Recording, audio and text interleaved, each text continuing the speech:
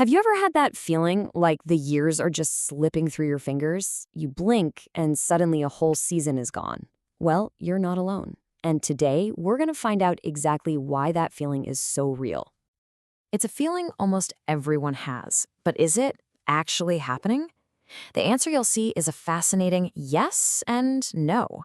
The science behind it is going to take us on a wild ride, from Einstein's mind-bending theories about the universe all the way down to the intricate wiring inside our very own brains. Okay, let's dive in. So, to really get to the bottom of this, we've got to start with the biggest question there is. Is this all in our heads, or could time itself, the actual physical stuff, be speeding up across the entire cosmos? All right.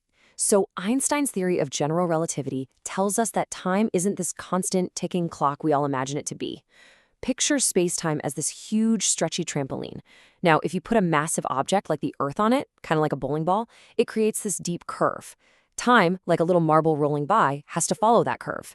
And the deeper the curve, which means the stronger the gravity, the slower that marble rolls. So yeah, time literally moves slower the closer you are to Earth. But, and this is the big but, here's the kicker. The scale of this effect is just unbelievably small.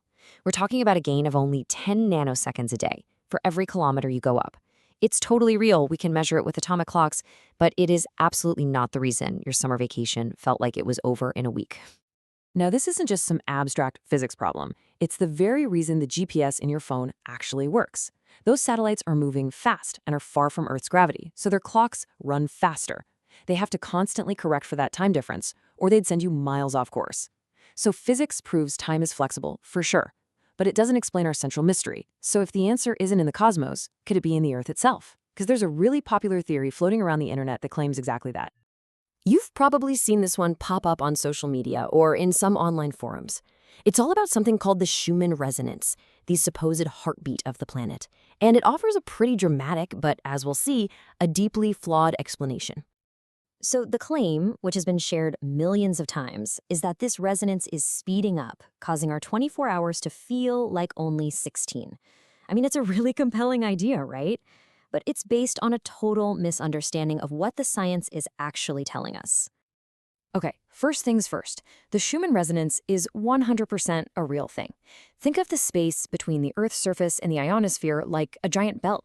Every single lightning strike, and there are about 50 of them every second, is like a tiny hammer hitting that bell, making it ring at a fundamental frequency.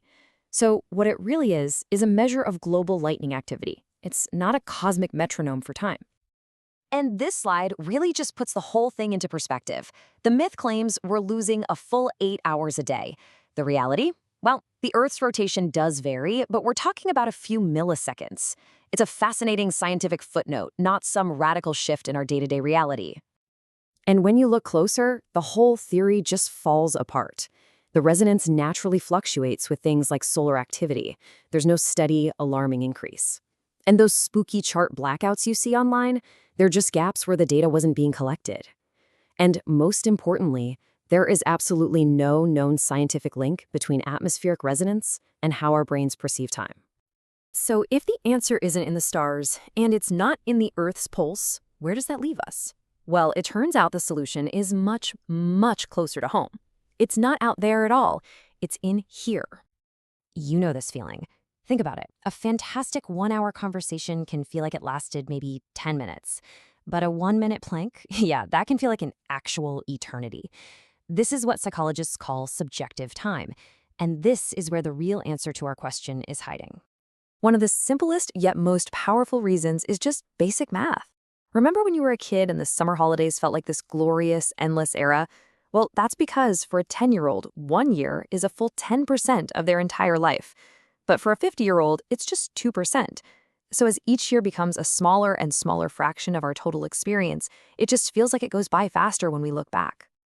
But it goes even deeper than that. Imagine your brain is a camera. When you're young and everything is new and exciting, that camera is set to a super high frame rate, capturing thousands of really detailed images.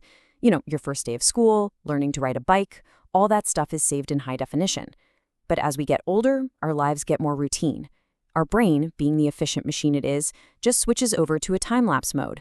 It already knows your commute to work, so why record every detail? It just snaps one picture, blurring all the details together. Professor Adrian Bajan puts it perfectly.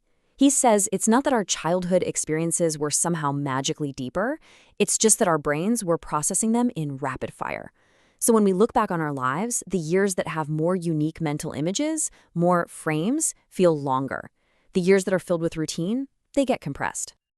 So if this whole speed up is happening inside our own heads and it's being driven by routine, does that mean we're just stuck on a fast-forward track for the rest of our lives? Well, no, not at all.